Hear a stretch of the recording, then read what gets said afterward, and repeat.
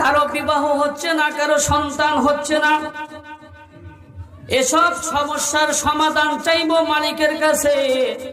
ফরজ নামাজগুলোর পরে, তাহাজ্জুদ নামাজের পরে দোয়া কবুলের সময়গুলোতে খুব কাকুতি মিনতি করে, অনুনয় বিনয় করে মালিকের দরবারে আমরা এসব সমস্যার সমাধান চাইব।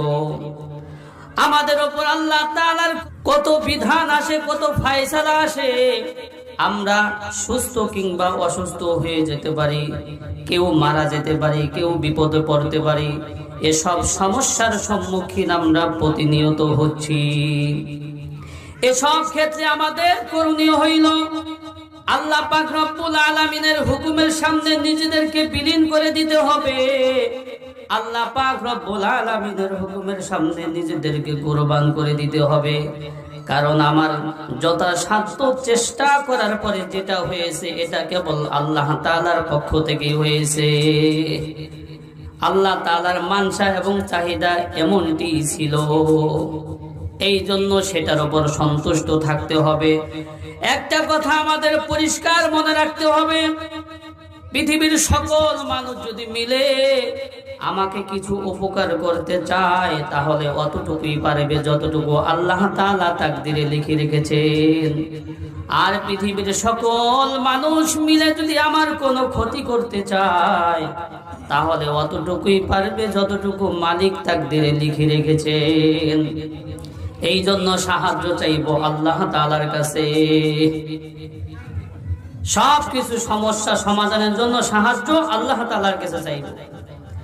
সরকারে দো আলম তার চাচাতো ভাই আব্দুল্লাহ ইবনে আব্বাস রাদিয়াল্লাহু তাআলা আনহুকে উপদেশ দিতে গিয়ে বলেন, ইজা সাআলতা ফাসআলিল্লাহ ওয়া ইজা ইসতাআনতা ফাসতাআন বিল্লাহ ওয়ালাম আন্নাল উম্মাতা লাউ ইজতামাআত আলা আইয়ানফাউকা বিশাইইন লাম ইয়ানফাউকা ইল্লা বিশাইইন কদ কাতাবাহুল্লাহু লাক ওয়া লাউ ইজতামাউ আলা আইয়াদুররুকা বিশাইইন লাম ইয়াদুররুকা ইল্লা বিশাইইন কদ কাতাবাহুল্লাহু লাক।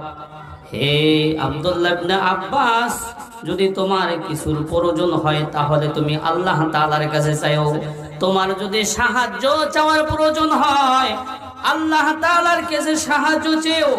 তুমি একটা কথা মনে রাখো, সকল উম্মাত যদি তোমার কোনো কিছু উপকার করার চেষ্টা করে তাহলে অতটুকুই পারবে যতটুকু আমার আল্লাহ তাকদিরে তোমার জন্য লিখে রেখেছেন।